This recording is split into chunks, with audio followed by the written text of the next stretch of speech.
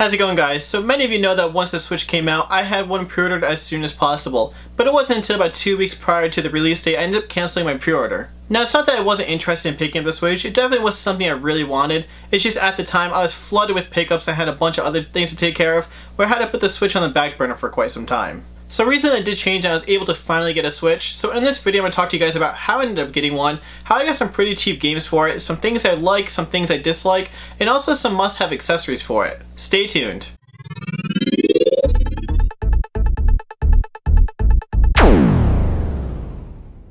Alright guys, so the first thing I want to talk about is how I was able to finally get a Switch. Instead of going to the Now in Stock website and setting up text notifications for the gray and the neon Joy-Con systems. At the time I personally didn't care which one I was able to get because I knew in the end I could also buy the additional Joy-Cons to set up my Switch on how I really wanted it. Now about 5 days after I ended up setting it up, I did get a text notification from Now in Stock saying that the neon Joy-Con was available. Now that is the one I did pick up and I'm super stoked to finally have this because this was the one I really did want in the end.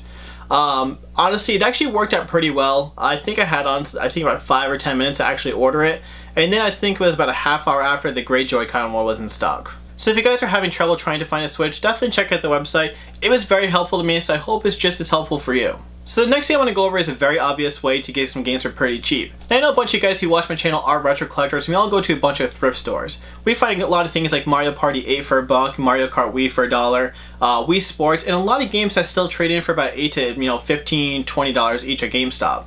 Now it's always good to keep track on the GameStop's trade-in bonuses because you can get some games for really cheap after trade-in.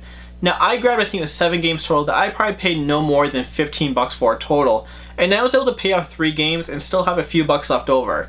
Now they had Puyo Puyo trading credit, I think it's 40%, Mario Kart 8 was 20%, and they had one game as a physical release, which we all know about, Has Been Heroes, for only $20. So I traded in 7 very mediocre games. I think one was like Spider-Man, one was Wii Party, 2 copies of Wii Sports, and a few others. Nothing I had any connection to at all, but I was able to get these 3 games total for absolutely nothing, then no more than what I paid for at the thrift stores. We all know that picking up a system and also grabbing some additional games can be very pricey. Now I know if I grabbed the Switch and I grabbed all those games separate at full retail value, I would be dropping almost $450 to maybe $500 total at launch. Now definitely keep your eye on the GameStop website. Now I know we can use Best Buy and Amazon to usually save 20% or more on new release games.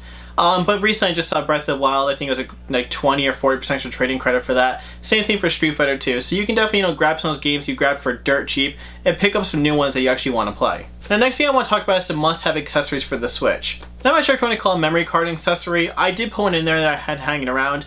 It is definitely not something that you need immediately unless you plan on buying every possible digital game. But honestly, I think I have ARMS on it and it's only a few gigs, so it's definitely something you don't need to worry about right away. Now Ryan from Castle Mini Games actually did send me a few accessories to try out. So far what he sent me was the screen protector, I think by Hori. So far I'm really enjoying it. Usually I prefer the glass screen protectors, but the one by Hori actually works pretty well. It comes everything you need from the little card so you can slide it out so you make sure there's no bubbles in it.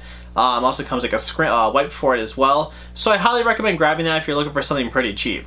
Now another thing he sent me was the premium console case from PDP. So far I'm really enjoying this. I think it holds up to 20 cartridges or so. It has a screen wipe and it can fit your system perfectly, as well as the Joy-Con straps. Now if you're interested in picking up either a screen protector or this case, definitely go over to the website, Castle Mini Games. Use the promo code COOP10 so you can save yourself 10% on both of these. Now another thing I want to go over that I recently picked up was a copy of Binding of Isaac.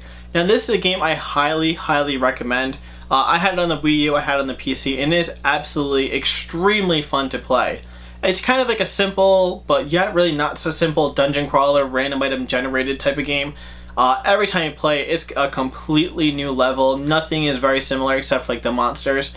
But it's really neat how this game is set up and the item combinations you can do. Honestly, you can sink 2 to 3 hours in this game at once, and time absolutely flies by when you're playing it. So now I want to go over some stuff that I really enjoy about the Switch and some things that I'm not too big of a fan of. Now when I first started looking into the Switch, I heard a lot of complaints about the battery not, lasting only 4 to 5 hours. But personally, that's perfect. Really, what more do you need than 4 to 5 hours? Do you plan on bringing this everywhere you go and never charging it? I wouldn't think so. Now I brought this with me when I was with the drive-in a couple days ago because we saw 2 movies, and one of the movies I was not interested in playing, and I was pretty exhausted. So I ended up grabbing my Switch and playing this. And it lasted me 2.5 hours through that. It lasted me, playing multiple hours of I think it was Mario Kart 8 during the day. So this thing easily lasted me 7 hours, and that was, obviously not connected to Wi-Fi, having the brightness set at auto. But I'm honestly very shocked with the battery life of it. It actually, it lasts very long. Another thing I was really hesitant about with the Switch was the Joy-Cons themselves. Now, I figured, the way they're set up, how they're so close to the analog stick that it wouldn't be a comfortable feeling when you're playing two-player games like Mario Kart 8. I honestly was wrong on that, absolutely, because I've been able to play this 2 players with my fiance.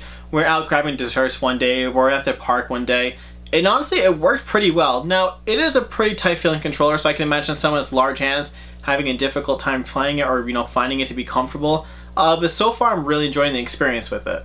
Now, there weren't too many other things with the Switch I was really worried about once it was announced. Recently, I heard about the new Hori headset and the new app for the Nintendo Switch, which I may do a video on that down the road once there's more information available. But honestly, the few things I doubted, such as the battery life and the Joy-Con and how comfortable they are, I was absolutely wrong, and I am really, really enjoying the system. Now, with every positive thing with the system, there are a few negative things as well. The first thing I want to go over that I'm not that big of a fan of is this little kickstand for it. When you watch the video, when they did the first release video for, I think they were in the park or something like that, putting this on the ground is a nightmare, or if it's not a hard, even, flat surface, it's going to keep toppling over. So this kickstand it's very mediocre, but for what it's worth, it's nothing spectacular and something attached to the back. I'm sure there's multiple, third-party kickstands available, or down the road they're going to come up with one. So that is one flaw I really do find with the system. Another thing I found to be pretty much over-exaggerated with the system as well is when they did the release video, they had people outside playing with the system. Now, I took this to the park with me one day, and we were in the shade. We had, the sun was not, facing the screen or anything. I had the brightness maxed out, but we could honestly, I'm talking about we as my fiance and I, we could barely see the screen. Now, the screen doesn't honestly get too bright, especially in certain situations where there's a lot of light outside. So that was another thing that kind of let me down a little bit, but other than that, who really goes outside and plays their video games? Not so much me, but it was one thing that I felt was just a little over-exaggerated on the initial release video. Now, if you guys haven't picked up a Switch yet, I highly recommend doing it. Now, I understand if you want to wait another few more months once there's more games out. I completely understand that.